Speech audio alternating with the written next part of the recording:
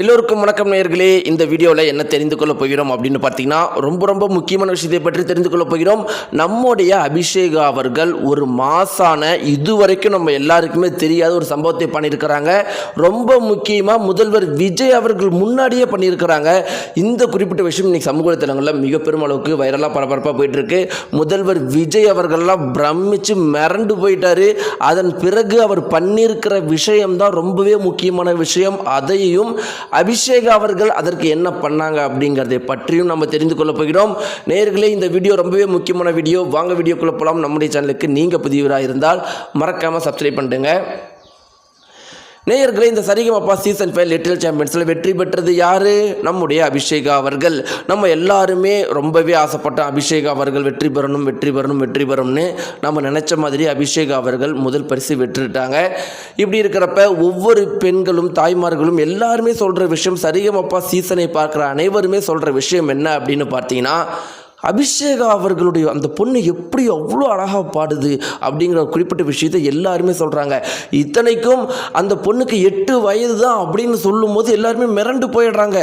பார்க்கறதுக்கு பொண்ணு ரொம்பவே பெரிய பொண்ணு மாதிரி மெச்சூரிட்டியாக பேசுகிறாங்க. 8 வயசு தானா அப்படிங்கிற மாதிரி நிறைய பேர் வந்து ஆச்சரியப்படுறாங்க. அப்படின்னே நம்முடைய அபிஷேகா அவர்கள் யாருடைய பயிற்சியும் இல்லாமல் ஒரு சிறு ஏழை குடும்பத்தில் பிறந்திருந்தாலும் அதையெல்லாம் ஒரு காரணமாக காட்டிக்காமல் தன்னுடைய தனிப்பட்ட உழைப்பின் மூலமாகவே இவ்வளோ தூரம் பெரிய இடத்துக்கு வந்திருக்கிறாங்க. இத்தனைக்கும் பார்த்தீங்கன்னா, அபிஷேகா அவர்கள் சரிகமப்பால வந்து தான் கலந்துக்கிறேன்னு சொல்லிட்டு தன்னுடைய அப்பா அம்மா கிட்ட அந்த சிறு வயதிலேயே அவ்வளோ அடமாக இருந்து நான் கண்டிப்பாக வெற்றி பெறுவேன் அப்படின்னு உறுதியாக இருந்து அவங்க அந்த ஷோலையும் கலந்துக்கிட்டு அதன் பிறகு வெற்றி அடைஞ்சிருக்கிறாங்க. இப்படி இருக்கிறப்ப ஏஆர் ரகுமான் ஆகட்டும், சித்ராமா ஆகட்டும், ஜானகி அம்மா ஆகட்டும் எல்லாருமே சொல்லியிருந்தாங்க, இந்த பொண்ணு எங்களை விட மிகப்பெரிய லெஜெண்டாக கண்டிப்பாக வருவான அனைத்து லெஜெண்டுகளும் சொல்லிட்டாங்க. அவங்க பண்ண சாதனை 1-2 கிடையாது நேயர்களே. அவங்க ஷோவுக்கு வெளியே பல சாதனைகள் பண்ணியிருக்கிறாங்க. ஒரு சிறு குழந்தை, பிறந்த குழந்தை அழுதுருக்குது. நம்முடைய அபிஷேகா அவர்கள் பாடனோடனே அந்த சிறு குழந்தை சிரிச்சிருக்குது. 23 பாடல்களை ஒரு இசைக்கருவியை கொண்டு நம்முடைய அபிஷேகா அவர்கள் பாடினதெல்லாம் மிக பெரும் அளவுக்கு சாதனை. இப்படி நம்முடைய அபிஷேகா அவர்கள் ஸ்டேஜுக்கு வெளியே பல சாதனைகள் பண்ணியிருக்கிறாங்க. இன்னொரு பக்கம் பார்த்தீங்கன்னா, எஸ்பிபி, ஜானகி அம்மா மற்றும் சித்தாம்மா குரல்களில் தொடர்ந்து பாடியிருக்கிறாங்க.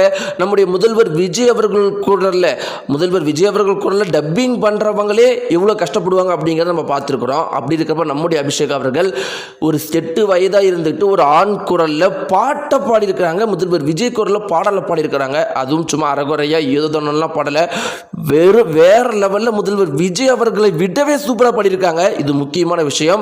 கான்ஃபிடென்ட்டாக சொல்லலாம், அவங்களுடைய பாடல் முதல்வர் விஜய் அவர்களுடைய சூப்பராக பாடியிருக்காங்க. இதுதான் மிக பெரும் அளவுக்கு ட்ரெண்டிங்காக போயிட்டு இருக்கு. இப்படிலாம் இருக்கும்போது நேயர்களே, அவங்க வெற்றி பெற்று 1 கோடி ரூபாய் மதிப்புள்ள ஒரு பரிசு வீட்டையே வாங்கியிருக்கிறாங்க.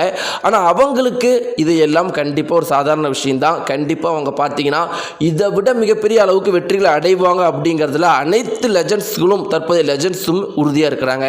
இப்படி இருக்கும்போது அவங்க இந்த வெற்றி பெற்ற பிறகு எல்லாருமே கேட்குற விஷயம், முதல்வர் விஜய் அவர்கள் குரலில் பாடுங்கன்னு கேட்டிருக்கிறாங்க. அதன் பிறகு நம்முடைய அபிஷேகா அவர்கள் எல்லாருமே இந்த பாட்டை என்கிட்ட கேட்டுகிட்டே இருக்கிறீங்க அப்படின்னு சொல்லிட்டு நிறைய டைம் நானும் பாடிட்டேன் அப்படின்னு சொல்லிட்டு இருக்கிறப்ப நம்முடைய முதல்வர் விஜய் அவர்கள் என்ன பண்ணியிருக்கார் அப்படின்னு பார்த்தீங்கன்னா, அபிஷேகா அவர்களை பார்க்கும்போது நம்முடைய முதல்வர் விஜய் அவர்களுக்கு அவருடைய பிள்ளை ஞாபகம் அதிகமாக வருமா. ஏன்னா அவருடைய பிள்ளையுடைய பேசியே வந்து குறைந்தது 5-6 வருடம் ஆயிருக்கும் அப்படின்னு சொல்கிறாங்க. நம்முடைய அபிஷேகா அவர்கள் வெற்றி பெற்ற உடனே நம்முடைய முதல்வர் விஜய் அவர்கள் நேரடியாக போய் அபிஷேகா அவர்களை பாராட்டி இருக்கிறாரா. அதற்கு அப்பதான் பார்த்தீங்கன்னா நம்முடைய அபிஷேகா அவர்கள் முதல்வர் விஜய் அவங்களுடைய குரல்லையே ஒன்று பாடியிருக்கிறாங்க.